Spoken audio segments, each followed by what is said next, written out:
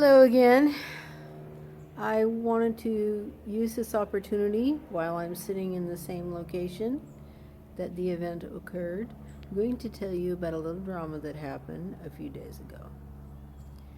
Okay, I'm sitting here watching Bob Wells on YouTube. Typical activity that I do. When I have Wi Fi, and I don't always get it because I have to go out of my way to get it, and then when I'm at camp, I'm lucky if I'll get it just a little bit, and then it disappears. Okay, um, long. I'll make this quick.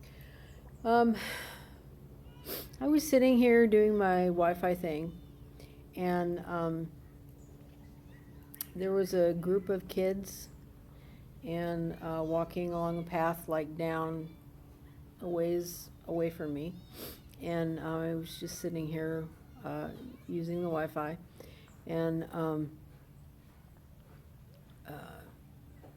there was this little boy that was acting like he wanted to fight with this little girl, and he like put something on her neck. It looked like he was rubbing dirt on her neck. I don't know. But then I saw him pick up a handful of gravel, and he was like, getting ready to throw it at her. He was like aiming. And I yelled out, I said, "Knock it off!" And he looked at me and just didn't really stop. He kind of slowed down what he was doing, but he still acted like he was going to keep at it. So I repeated myself, and he kind of was slowing down, but I think he was still going to try and pull something. And he acted like he was going to throw it. And I stood up. I got up, and I said, "You want to try me?" And I got out, psycho mom thing, and yeah, it wasn't funny at the time. Anyway, so he just kind of kept staring at me with this big evil grin, like I'm gonna do what I want to do, and I don't care what you say. The little bratty kid look. I'm so glad I never became a teacher. Anyway,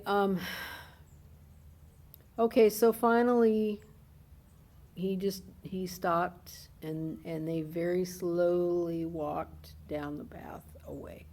And then eventually I saw the little girl come away from the group. Okay, the little girl was African American, and she looked like she could have been Russell Wilson's daughter. Anyway, I just went into this mode, and anyway, and then a little boy came soon after. The group of kids had already gone off, and the little girl was walking back, and then a little boy came trailing after her. That looked like could have been her brother, say big brother, maybe looked like a little Richard Sherman, kind of long dreadlock things going on, and he was riding a bike. And anyway, so then we had the separation thing going on, and so I was feeling better about the situation. And then, I don't know, within the same hour-ish, I was still sitting here. I thought, hey, everything's cool. So I just went along and did my thing and thought I did my duty for the day. And so I just kept watching, doing my online stuff.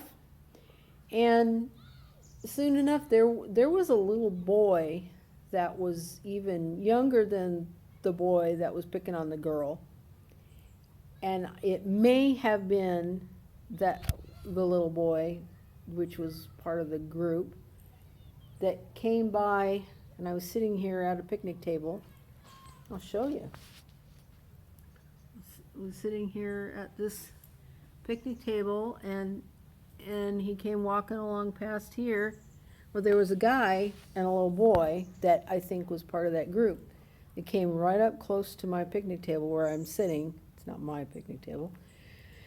And passed me by, and the guy was wearing a hat or something and covering up his identity, like he didn't want to be recognized. But just a theory, maybe that's his dad.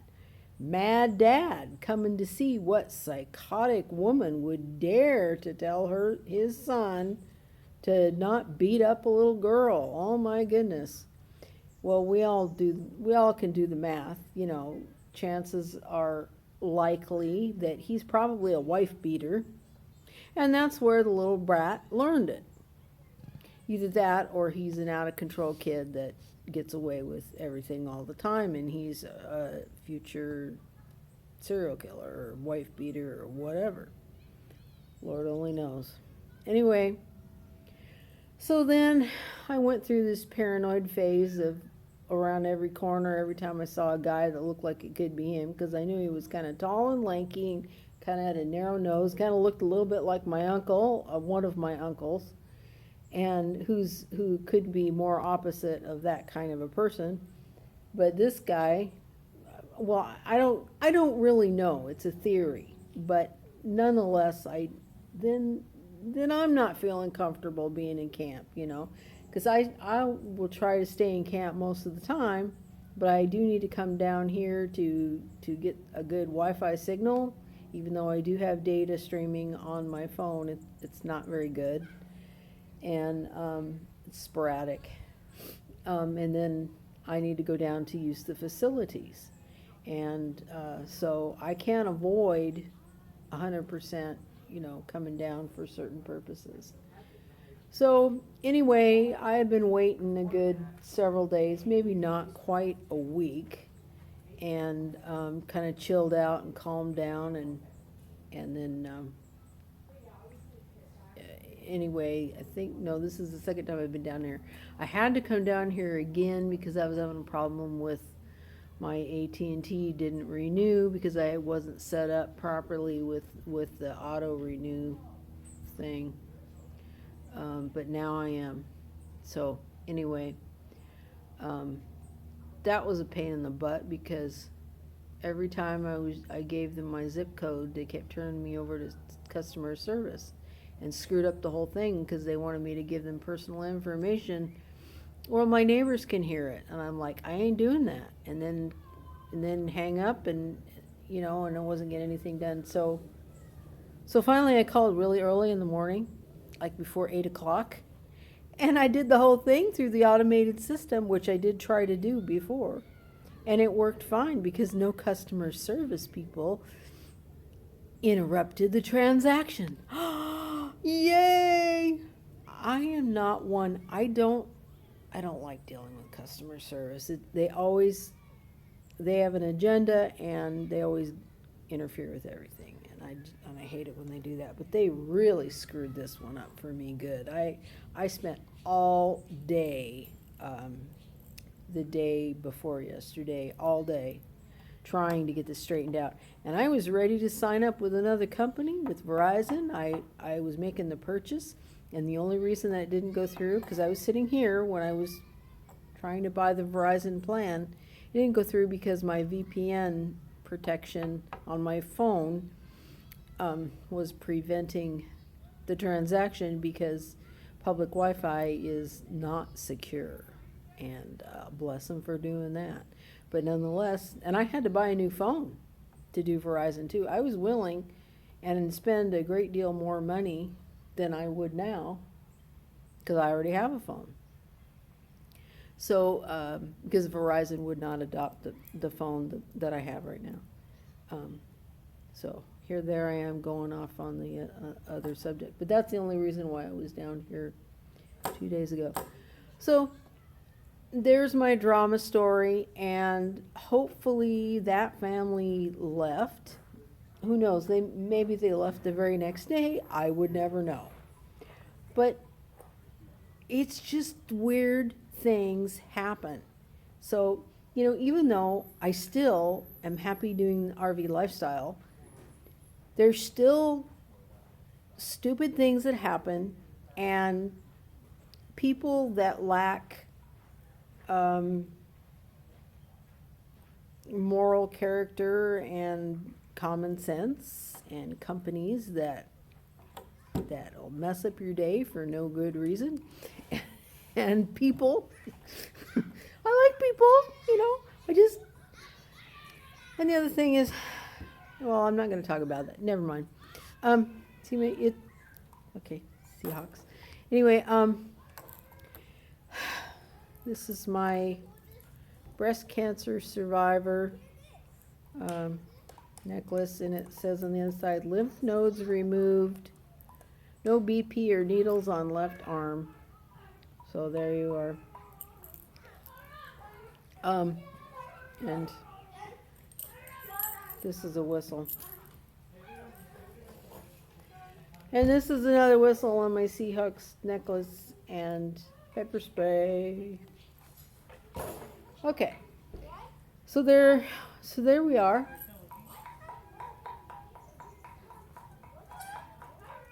I don't know if that's them or not necessarily. Anyway, I don't think it's them. It's a different family. Anyway, so there you are. There's my trauma stories while I'm trying to live my life in my RV. And the RV didn't offend me. Just some weird people. Anyway, and a weird company. And so, these people aren't bothering me. I hope they didn't think I thought that I was calling them weird, because I wasn't calling them weird. But who knows what anybody thinks? I mean, you could say something and they hear a word and they think, "You talking about me?" I mean, who knows what anybody thinks anymore? It's this world. Oh my word. Okay, drama story's over, and I still spent way more time than I was expecting, but at least it was long enough to call a video. Okay, so there's my next video I gotta upload and come down here again. But y'all have fun out there.